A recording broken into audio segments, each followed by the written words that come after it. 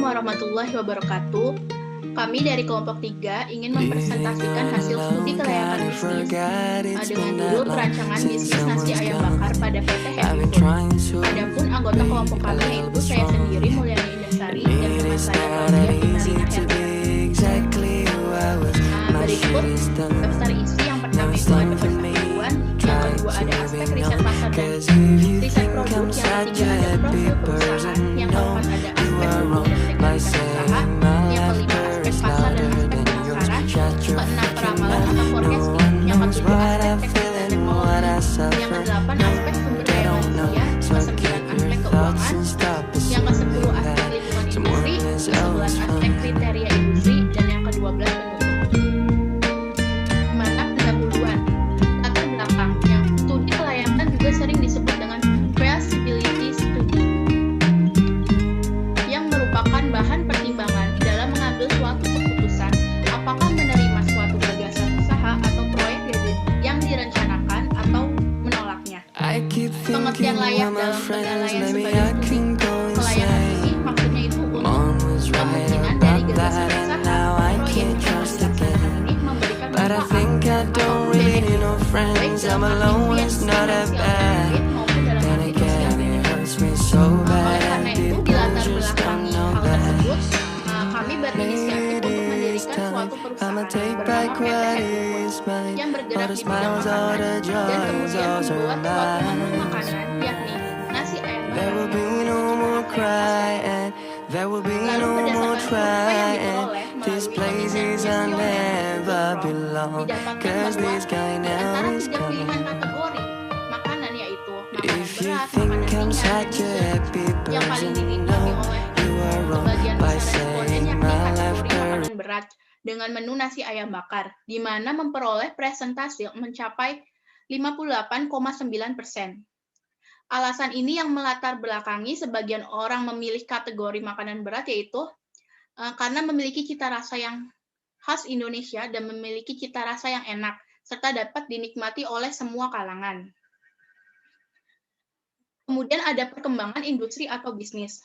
Perkembangan sebuah industri atau usaha merupakan tanggung jawab dari seluruh organisasi untuk mampu menyelesaikan tujuan organisasi sesuai dengan rencana yang telah dibuat sebelum usaha atau bisnis itu dilakukan. Jadi sebelum adanya praktek ini yang dilakukan oleh seluruh komponen organisasi, perusahaan ini telah menyiapkan atau menyampaikan rincian aspek yang ingin dicapai sebagai pedoman untuk setiap aspek yang hendak dilaksanakan dan dievaluasi nantinya. Komponen organisasi perusahaan ini harus menjadi satu kesatuan yang utuh yang menjadi tanggung jawab direktur perusahaan selaku pemilik dan pemegang kendali perusahaan, di mana semua keputusan itu dari berbagai bidang itu harus diketahui secara keseluruhan guna sebagai penentu kebijakan. Kemudian evaluasi bisnis itu mutlak diperlukan dan dilakukan secara berkala oleh setiap pelaku bisnis yang bertujuan untuk mendeteksi secara dini kesalahan yang terjadi agar kesalahan tersebut itu dapat diatasi. Kemudian yang kedua ada aspek riset pasar dan riset produk. Di sini terdapat metode riset pasar yang kelompok kami lakukan. Yang pertama itu kelompok kami searching mengenai kira-kira produk apa yang diminati oleh konsumen di luar sana. Kemudian kita mengumpulkan produk yang sudah kita searching, yang sudah kita lakukan penelitian itu, kemudian kita membuat Google Form. Selanjutnya kita membagikan link Google Form. Kita membagikan link Google Form ke berbagai media sosial yang kita miliki. Sekitar hasilnya itu kita sekitar 1 hari sampai 2 harian. Kemudian kita mengumpulkan data risetnya. Selanjutnya ketika sudah dapat hasil dari para responden, kita menentukan 3 produk yang paling tinggi. Kemudian kita menentukan prioritas produk apa yang akan kami pilih sebagai rencana usaha. Kemudian selanjutnya ada company profile, di mana sejarah berdirinya ini PT Happy Food ini didirikan oleh Claudia Vitarina Hermiardi dan Mulyani Dasari di Jakarta pada tahun 2021 di bulan Maret. Pemberian nama PT Happy Food ini ditujukan agar seluruh konsumen yang menikmati rasa ayam bakar kami ini merasakan kebahagiaan dan kesenangan atas rasa dan kualitas nasi ayam bakar yang telah kami buat. Visi perusahaan kami ini yang pertama, to be a company that provide enjoyment and happiness from each other of our food. Yang kedua, menjadikan PT Happy Food ini menjadi usaha kuliner dalam bidang makanan yang terkenal karena memiliki kualitas, cita rasa, pelayanan yang baik, serta dapat dinikmati oleh seluruh kalangan masyarakat di Indonesia, agar tetap dapat bersaing dengan perusahaan di bidang makanan lainnya. Selanjutnya ada misi perusahaan kami, yaitu yang pertama, mengutamakan kualitas dan cita rasa produk, yang kedua, memberikan pelayanan yang baik kepada konsumen, yang ketiga, melaksanakan usaha yang mampu menarik minat konsumen, yang keempat, selalu berinovasi untuk menciptakan produk yang memberikan rasa yang khas dan enak, yang kelima, merespon dengan cepat dan tanggap terhadap masalah yang dihadapi oleh konsumen. Moto perusahaan kami itu always serve food that makes you happy. Jadi kita akan menghidangkan makanan yang membuat mereka happy. About us-nya, lokasi kita ini terletak di Jalan Buah 10, nomor 75 Cijantung, Pasar Rebo, Jakarta Timur. Lokasi ini dipilih karena melalui beberapa pertimbangan. Antara lain itu lokasinya itu cukup strategis karena dikelilingi oleh perkantoran serta mudah dijangkau oleh masyarakat. Nah, kemudian ini untuk harga satu porsi nasi ayam bakar ini kami memberikan 25.000 per porsi. Di mana 25.000 per porsi ini sudah dengan nasi putih, ayam bakar, dan lalapan. Namun, ketika memilih dengan nasi yang berbeda dan menambahkan topping seperti keju itu, maka harga akan naik disesuaikan dengan tambahannya. Untuk jika memilih selain nasi putih, kita memberikan tambahan harga sebesar 5.000. Sedangkan untuk tambahan per toppingnya seperti keju dan jagung itu, kita tambahkan 5.000 per topping. Kemudian ini bisa dipilih ketika kita memilih dine-in atau take away. Kemudian dalam pendistribusian nasi ayam bakar ini, untuk penjualannya kita membuka toko offline dan toko online. Nah, toko offline-nya itu kita beralamat di Jalan Buah 10, nomor 75 Cijantung, Pasar Rebo. Sedangkan untuk toko online-nya, kami membuka di GrabFood, GoFood, Shopee Food, dengan alamatnya yang sesuai dengan toko offline kami. Kemudian di sini ada galeri foto, contoh makanan atau produk kami itu akan seperti ini, kurang lebihnya. Selanjutnya ini ada bab 4 mengenai aspek hukum dan legalitas usaha. Jadi jenis legalitas usaha yang kami gunakan itu adalah PT atau perseroan terbatas, di mana PT adalah suatu bahan usaha yang berbentuk badan hukum yang didirikan berdasarkan perjanjian dan melakukan kegiatan usaha dengan modal dasar yang seluruhnya terbagi dalam saham. Alasan kami memilih PT itu karena satu, sistem kepemilikannya ini lebih jelas. 2, keberlangsungan perusahaan secara berkelanjutan. 3, kemudahan dalam penambahan modal. 4, harta dan aset pribadi itu lebih aman. 5, jangka waktu tidak terbatas. 6, meningkatkan kredibilitas. Dan 7, perlindungan pemilik dan tanggung jawab terhadap hukum. 8, terdapat pemisahan antara pemilik perusahaan dengan pengurus perusahaan. 9, modal perusahaan didapatkan dari surat obligasi dan penjualan saham perusahaan, dan 10, tidak terlalu sulit dalam mengadakan pengalihan pemiliknya.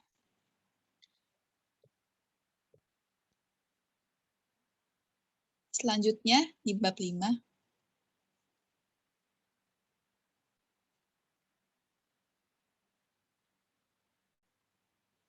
Di bab 5 ini mengenai aspek pasar dan aspek pemasaran. Pada segmentasi pasar ini dibagi menjadi 3, yaitu segmentasi geografis, demografis, dan psikografis.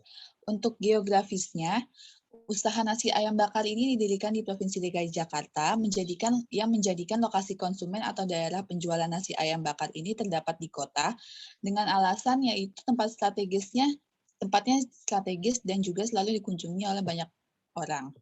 Untuk segmentasi demografisnya, usaha ini dinikmati semua kalangan. Usaha kami tidak membeda-bedakan pekerjaan, usia, jenis kelamin, dan lainnya. Karena bagi kami, konsumen itu boleh mencicipi nasi ayam bakar dari usaha kami. Lalu untuk segmentasi psikografisnya, untuk kepribadian, sikap, opini, dan gaya hidup konsumen, kami membebaskan karena semuanya konsumen berhak mencicipi nasi ayam bakar kami tanpa perlu dibeda-bedakan. Selanjutnya ini ada penetapan pasar atau targeting. Target konsumen kami ini dari anak remaja usia 12 sampai 25 tahun. Target dewasa 26 sampai 45 tahun dan lansia 45 sampai 56 tahun. Untuk target pemasarannya baik masyarakat kalangan menengah sampai kalangan atas karena nasi ayam bakar kami ini dijual dengan harga 25 per satu porsinya sehingga dapat disesuaikan dengan budget dari konsumen. Lalu untuk target promosinya, kami menyebarkan promosi melalui broadcast melalui sosial media dan aktif dalam berbagai event makanan. Untuk penetapan posisi pasar atau positioning-nya, PT Happy Food memegang moto Always Serve Food That Makes You Happy, sehingga kami berusaha memiliki citra yang baik di mata konsumen dan menghasilkan rasa yang membuat konsumen merasa bahagia ketika menyantap nasi ayam bakar kami. Ketika konsumen ingin menikmati nasi ayam bakar, akan memberikan kebahagiaan, dan mereka juga akan teringat dengan perusahaan kami. Nah, selanjutnya ini ada target pasar melalui proses profiling. Usia target pasar yang pertama ini ada anak remaja dari 12 sampai 25 tahun, dewasa 26 sampai 45 tahun, dan lansia 46 sampai 65 tahun. Untuk jenis kelamin baik perempuan dan laki-laki. Untuk profesi semua profesi. Status pernikahannya baik menikah maupun belum menikah. Untuk hobinya, semua hobi diperbolehkan. Hal-hal yang membuat konsumen tertarik dengan nasi ayam bakar ini adalah cita rasa yang khas dan juga ada berbagai tambahan topping dan juga nasi yang dapat dipilih oleh konsumen. Lalu untuk tokoh yang mereka kagumi itu siapa? Semua tokoh. Sosial media favorit mereka itu Instagram, Facebook, Twitter, YouTube, TikTok. Dan untuk aplikasi chatting favoritnya itu seperti WhatsApp, Telegram, Line, dan direct message. Dan di mana kita bisa menemukan mereka ini, kita menyebarkan informasi melalui broadcast message dan memperluas jaringan target konsumen kita.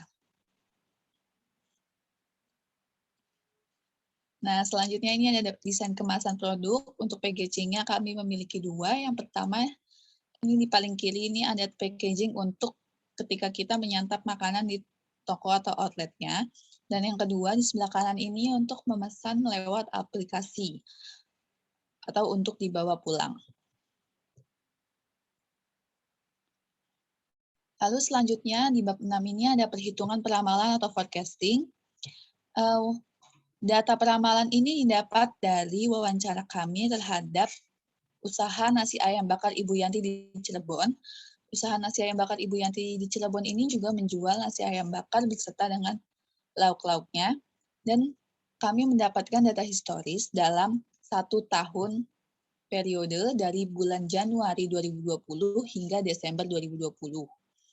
Lalu di sini terdapat juga peramalan permintaan dari metode yang kami gunakan, yaitu moving average 3 bulan dan exponential smoothing 0,15.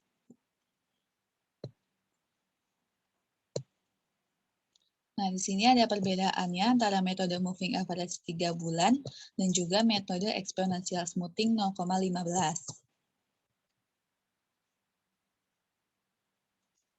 Di sini ada tabel perbandingan dari kedua metode tersebut. Dari metode tersebut didapatkan bahwa metode yang memiliki error terkecil itu adalah metode MA3, moving average 3 bulan dengan MAD-nya itu 218,33. Dan di sini terdapat grafik penjualan dari permintaan dari usaha ayam bakar Ibu Yanti.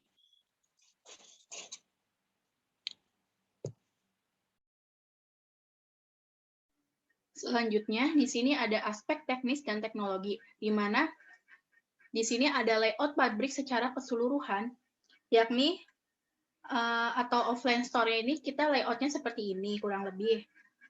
Di mana di area perusahaan itu terdapat musola. Musola ini letaknya di area depan yang jaraknya itu dekat dengan offline store untuk memudahkan para karyawan dan pengunjung untuk melakukan ibadah.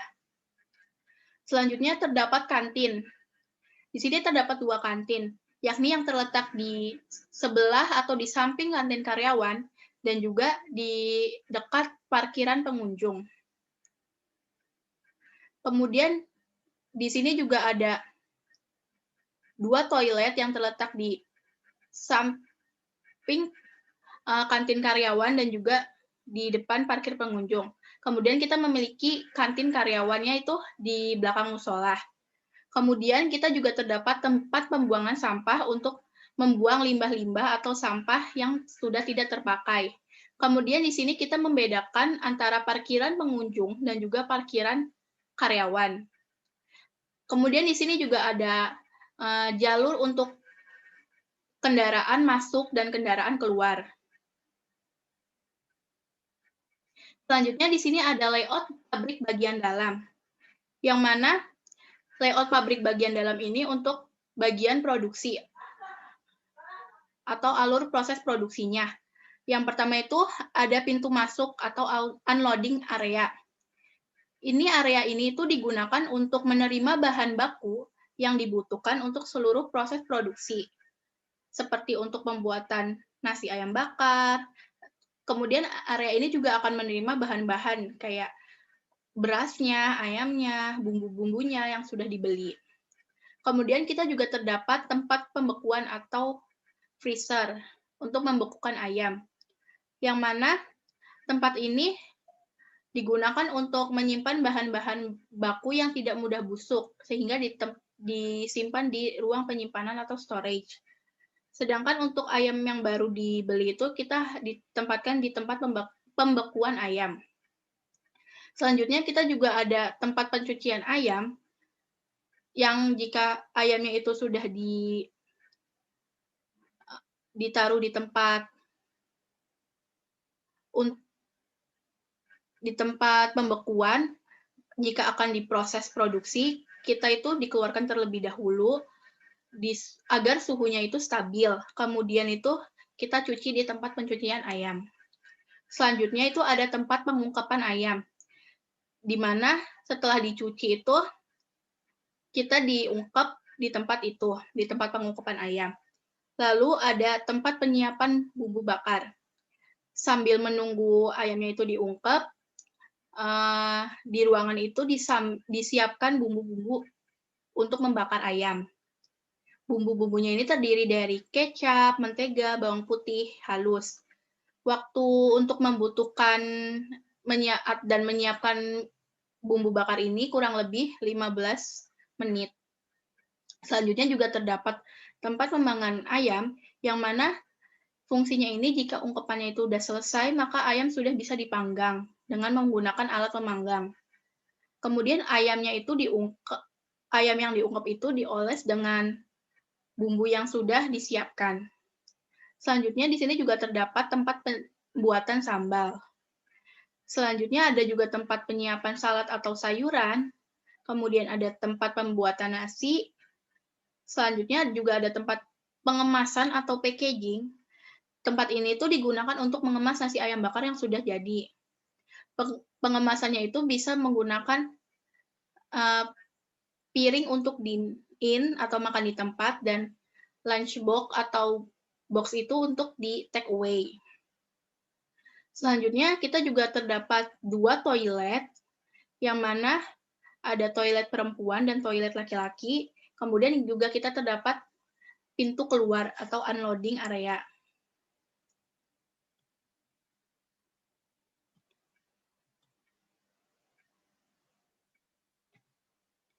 Kemudian di sini kita ada flowchart bagan. Yang pertama itu flowchart bagan produksinya.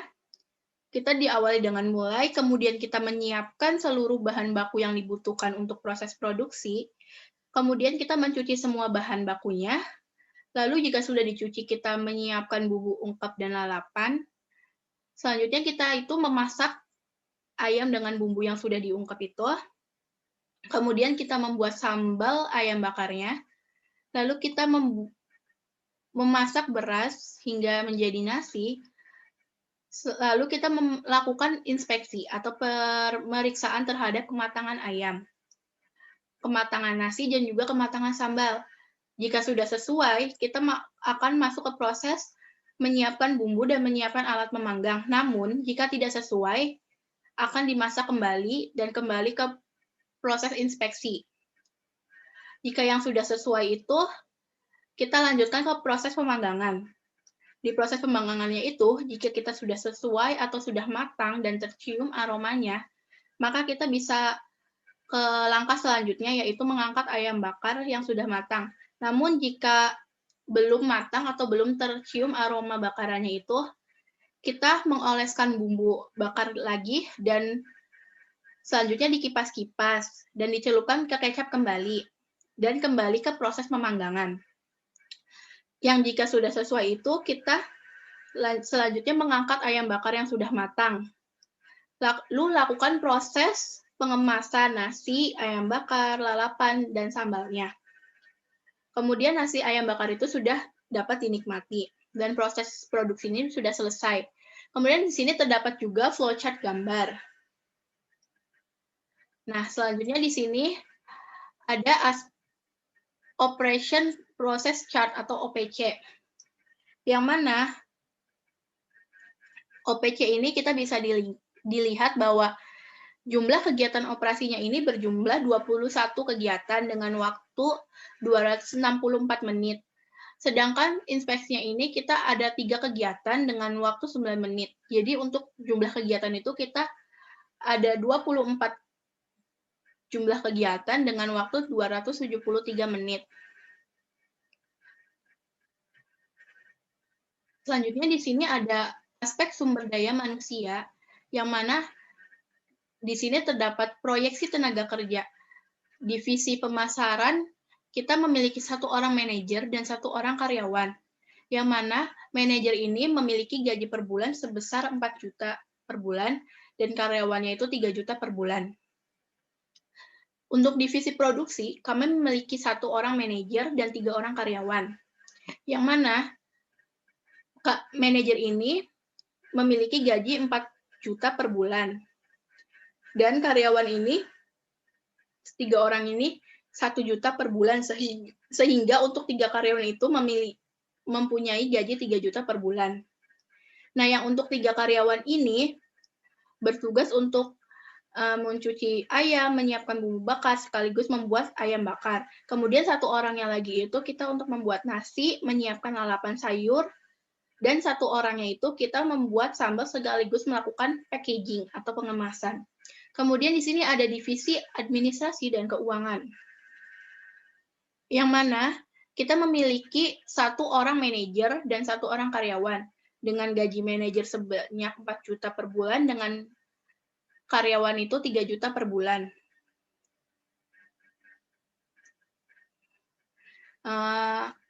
Kemudian untuk divisi HRD, kita juga memiliki 1 orang manajer dan 1 orang karyawan. Untuk manajer kita memiliki gaji di 4 juta per bulan dan karyawan 3 juta per bulan. Kemudian kita ada divisi pelayanan konsumen, yang mana terdapat 1 customer service, 1 satpam, dan 1 cleaning service. Yang berjumlah itu karyawannya 3 orang, dengan gaji 9 juta per bulan untuk 3 karyawan. Kemudian di sini kita ada SOP perekrutan karyawan, yang mana itu alur prosesnya dari pimpinan departemen kita itu mengajukan form penambahan karyawan baru dengan menyiapkan dokumen terkaitnya itu form permintaan barang.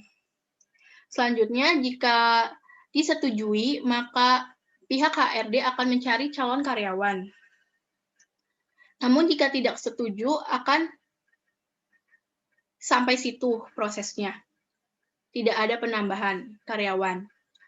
Jika HRD sudah mencari calon karyawan, selanjutnya dilakukan kualifikasi data karyawan, apakah sesuai atau tidak. Jika sesuai, maka akan dilakukan proses seleksi pelamar. Jika proses seleksi itu calon pelamar lulus, maka tahap selanjutnya itu HRD dan karyawan itu membuat kontrak kerja. Namun jika tidak sesuai, maka HRD akan mencari calon karyawan yang lain. Kemudian HRD itu memberikan basic training atau pelatihan. Kemudian HRD juga akan melakukan penempatan karyawan untuk sesuai dengan posisinya. Lalu HRD juga akan memberikan on-the-job training. HRD juga akan mengupdate data karyawan dan juga membuat riwayat pelatihan. Di mana di sini dokumen yang terkait yaitu riwayat pelatihan dan daftar pekerjaan. Nah, di sini ada struktur organisasi perusahaan kami. Di sini ada Direktur Utama Auto Owner, yakni saya, Mulyana Sari, dan Claudia Vitarina. Kemudian terdapat manajer pemasaran, manajer produksi, manajer administrasi dan keuangan, manajer HRD, dan pelayanan konsumen. Kemudian di sini manajer pemasaran ini membawahi divisi pemasaran. Manajer produksi membawahi divisi produksi, manajer administrasi dan keuangan ini membawahi divisi administrasi dan keuangan, manajer HRD membawahi divisi HRD, serta pelayanan konsumen ini membawahi customer service, satpam, dan cleaning service. Untuk divisi pemasaran ini terdapat karyawan, divisi produksi juga, divisi administrasi dan keuangan, sama terdapat karyawan, dan divisi HRD juga terdapat karyawan. Kemudian ini ada reward dan punishment yang diterapkan kepada karyawan di PT Happy Food ini. Kita memberikan reward-nya itu dengan cara memberikan pujian yang tulus, merayakan keberhasilan secara bersama-sama, kemudian memberikan bonus atau voucher, dan memberikan reward berupa waktu. Waktunya ini bisa seperti cuti atau waktu untuk berlibur. Kemudian kita juga terdapat punishment yang ini, kita memberikan teguran secara lisan maupun tulisan. Kemudian kita memberikan skorsing kepada karyawan, lalu melakukan pemotongan gaji, dan memberikan surat pengunduran diri kepada karyawan. Nah, punishment ini kita beri sesuai dengan kesalahan atau kecerobohan yang dilakukan oleh karyawan. Apakah kesalahan itu berat, sedang, ataupun ringan. Selanjutnya di sini ada aspek keuangan, yakni ada laporan pembiayaan proyek atau periode praoperasi PT Happy Food. Di sini kita ada investasi harta tetap, di mana total harta tetapnya ini kita 420 juta dengan modal sendirinya itu 330 juta dan kredit itu 90 juta. Kemudian ada investasi harta tak berwujud, yakni kita totalnya itu 65 juta dengan modal sendiri 65 juta dan tidak ada kredit. Kemudian sehingga total biaya investasinya ini jumlahnya itu 485 juta dengan modal sendiri 395 juta dan kredit itu 90 juta. Kemudian untuk modal kerjanya totalnya itu sebesar 75.650.000 dengan modal sendiri sebesar 75.650.000. Kemudian ada total biaya proyeknya, di mana totalnya ini 560.650.000 dengan modal sendiri 470.650.000 dengan kreditnya itu 90 juta. Yang mana persentase modal sendirinya itu sebesar 83,95% dan kreditnya itu 16,05%. Kemudian ada laporan biaya operasi kebutuhan modal kerja PT Happy Food, yang mana di sini ada biaya pokok produksi, yakni totalnya itu 336 juta. Dengan biaya usahanya itu ada gaji direktur, gaji manajer produksi, gaji manajer keuangan, manajer pemasaran, manajer SDM, dan para staf. Dan juga ada suplai kantor atau alat tulis kantor dan biaya sewa yang berjumlah biaya usahanya 571.800.000 udah ditambah dengan total biaya produksi. Kemudian total biaya operasi per tahun ini berjumlah 907.800.000. dengan kebutuhan modal kerja sebesar 75.650.000. Kemudian di sini terdapat tabel penyusutan dan juga tabel amortisasi, yang mana tabel penyusutannya itu untuk harta tetap, mesin, dan peralatannya itu nilainya 250 juta dengan umur ekonomi 10 tahun, dengan biaya penyusutan per tahun itu 25 juta. Kemudian ada inventaris kantor dan pabrik, yang mana nilainya itu 60 juta dengan umur ekonomis 10 tahun, dengan penyusutan 6 juta. Kemudian kita juga terdapat kendaraan, yakni nilainya 110 juta dengan umur ekonomis 8 juta. Untuk tabel penyusutan per tahunnya itu kita 13.750.000, sehingga jumlah dari perhitungan penyusutan harta tetapnya itu yakni 44.750.000. Kemudian untuk perhitungan amortisasi, di mana harta tidak berwujud meliputi biaya praoperasi dan juga biaya penanggulangan AMDAL. Untuk biaya praoperasi, kita memiliki nilai 50 juta dengan umur ekonomis 8 tahun, ya, dengan amortisasi per tahunnya itu 6.250.000. Kemudian untuk biaya penanggulangan AMDAL itu, kita memiliki nilai 15 juta dengan umur ekonomis 8 tahun, dengan amortisasi per tahun itu 1.875.000. Di mana perhitungan amortisasi ini berjumlah 8.125.000. Kita juga memiliki biaya bunga, yakni 13,50%.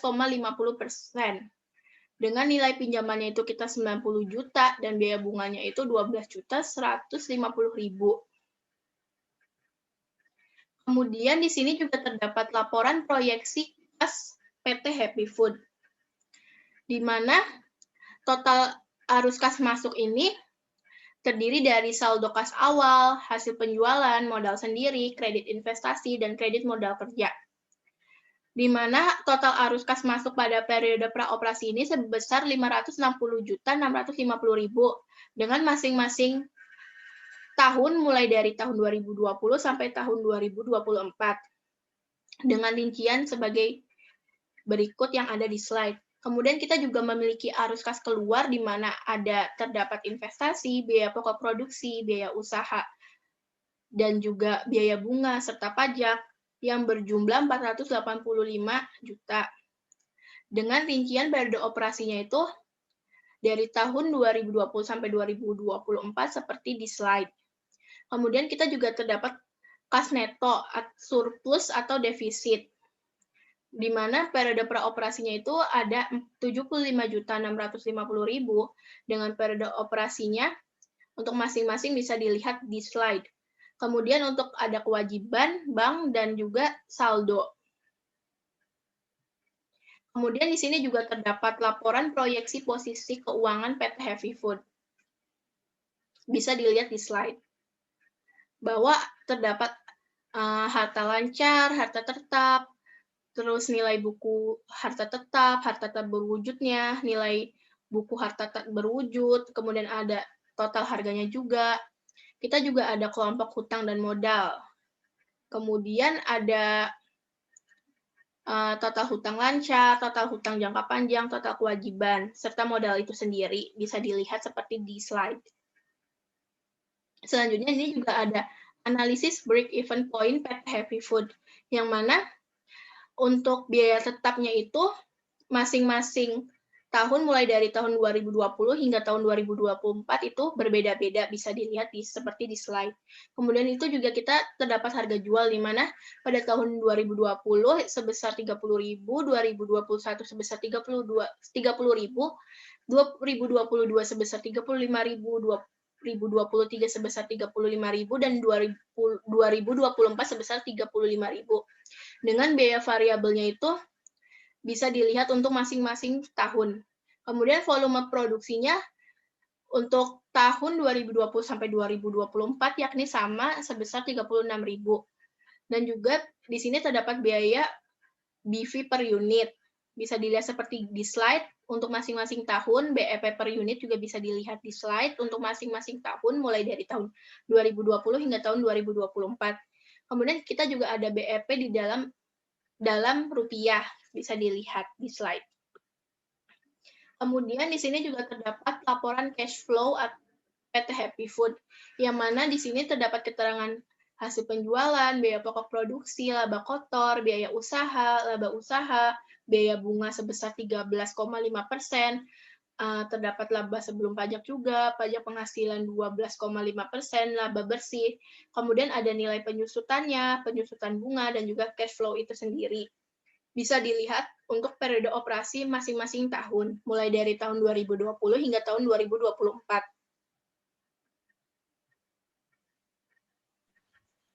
Selanjutnya ini di bab 10 ada aspek lingkungan industri. Di sini kami menganalisis faktor internal yang yaitu ada strength atau kekuatan dan weakness atau kelemahan, dan juga ada faktor eksternal yaitu opportunities atau kesempatan dan threat atau ancaman.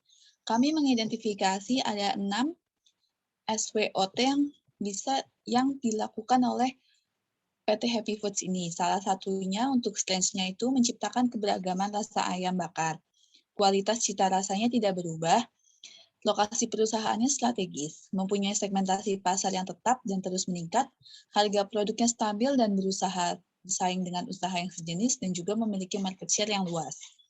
Lalu untuk weakness-nya ini seperti ketersediaan bahan bakunya terbatas, menggunakan bahan baku yang pengganti, belum mempunyai tenaga riset dan pengembangan, volume produksinya belum stabil setiap bulan, prasarana dan sarananya mendukung proses produksi nasi ayam bakar. Dan juga pangsa pasar dan ekspornya masih rendah, belum bisa ke luar negeri. Lalu untuk faktor eksternal ini ada opportunities. Yang pertama itu seperti loyalitas konsumen terhadap ayam bakar kami, juga permintaan ayamnya tinggi, perubahan pola dan gaya hidup konsumen, antusiasmenya tinggi dari konsumen. Kami juga memanfaatkan keadaan menjadi kesempatan yang lebih baik, dan juga kondisi lingkungan sekitar yang menyediakan SDA dan SDM yang berlimpah. Lalu untuk threat-nya atau ancamannya ini, menurut kami ada sulitnya sarana transportasi dan distribusinya ke luar negeri. Kompetitornya berjualan dengan cara berkeliling. Ada juga konsumen yang jenuh sehingga membutuhkan inovasi dari setiap produk kami. Ada juga kompetitornya yang kuat dan persaingan antar ayam bakarnya ini yang terbaik. Ada juga ketergantungan yang tinggi terhadap pihak atau supplier satu. Lalu selanjutnya,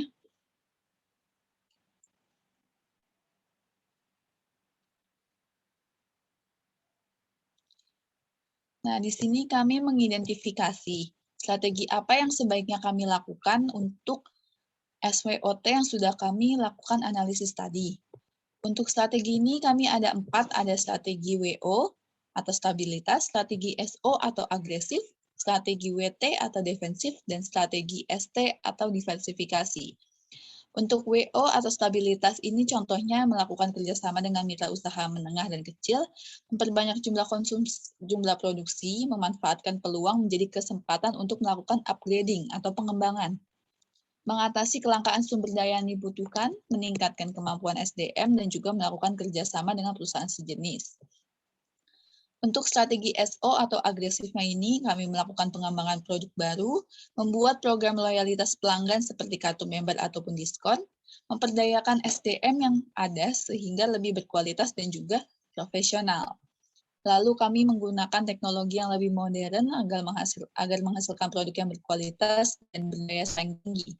Kami juga mempertahankan pasar potensial yang sudah ada dan juga selalu berusaha melakukan yang terbaik untuk menjadikan usaha kami bisa berkembang di kancah nasional.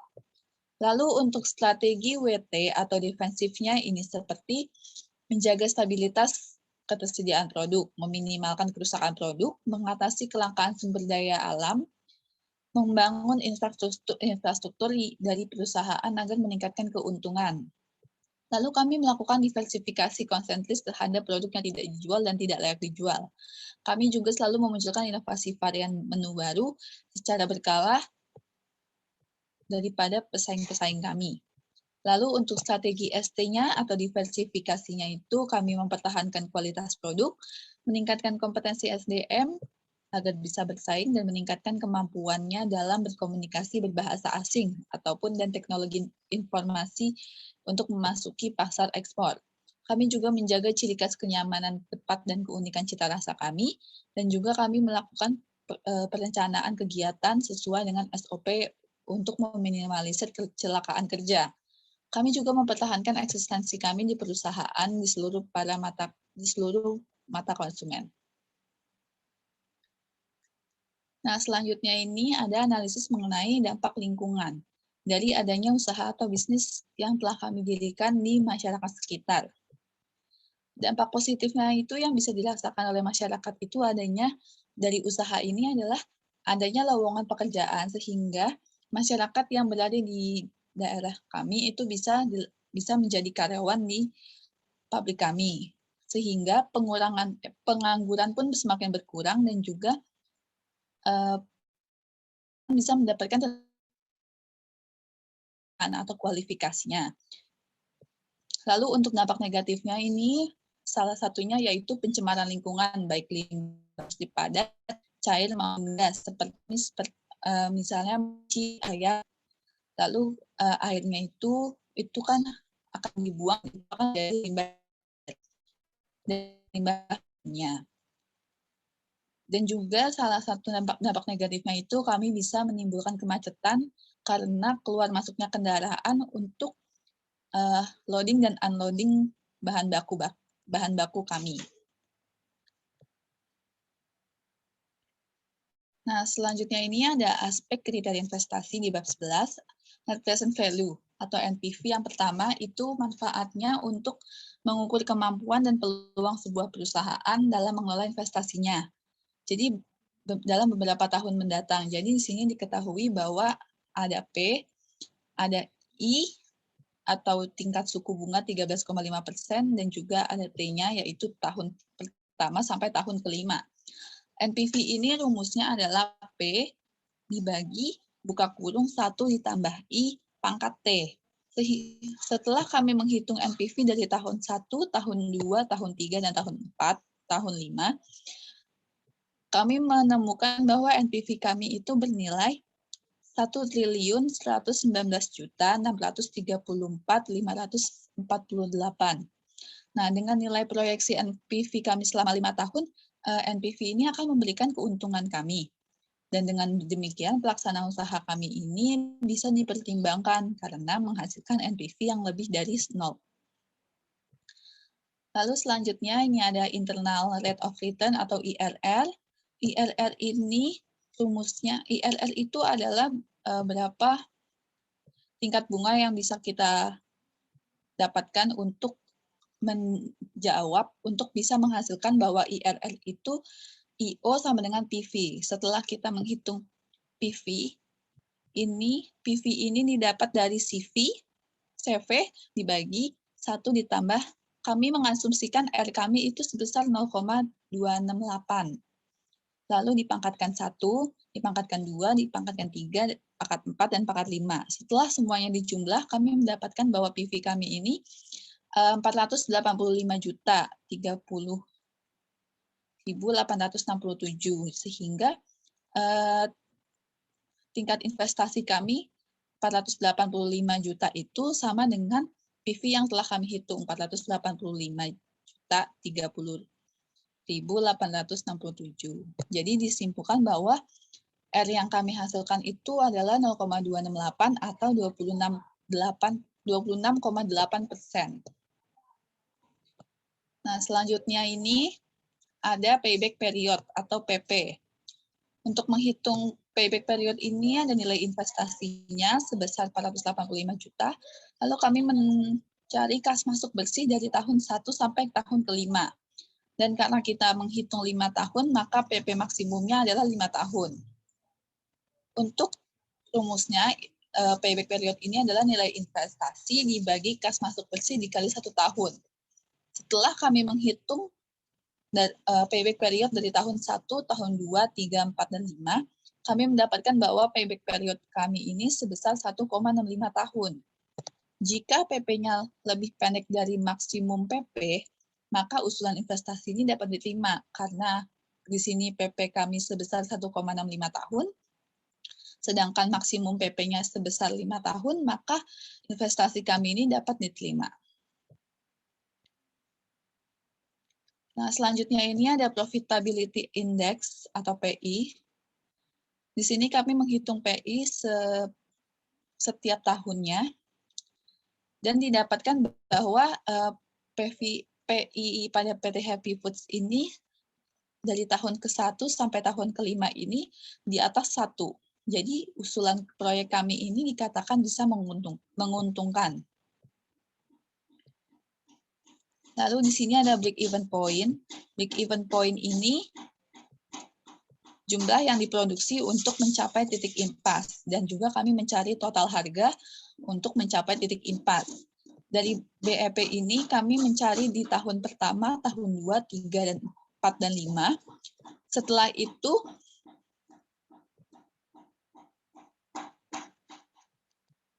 setelah selesai. Selanjutnya ini kami menghitung average rate of return atau ARR dengan rumusnya laba tahunan dibagi biaya investasi. Nah, di sini laba tahunan kami sebesar 88.528.125 dan juga biaya investasi kami sebesar 485 juta. Dan didapatkan nilai ARR yaitu sebesar 0,18 atau 18%. Nah, di sini di bab ke-12 ada penutup. Kesimpulannya, berdasarkan hasil analisis aspek keuangan, PT Happy Food layak untuk menghasilkan keuntungan atau profit dalam usahanya. Dengan modal awal sebesar 485 juta, perusahaan pada tahun pertama mencapai keuntungan bersih sebesar 88 juta 528.125. Lalu untuk analisis kriteria investasinya, untuk nilai dari NPV, IRR, PP, PI, break even point, dan ARR, PT Happy Foods ini layak dilaksanakan karena menghasilkan nilai NPV yang sesuai dengan kriterianya. Untuk nilai NPV ini lebih besar, kami mendapatkan nilai lebih besar dari 1.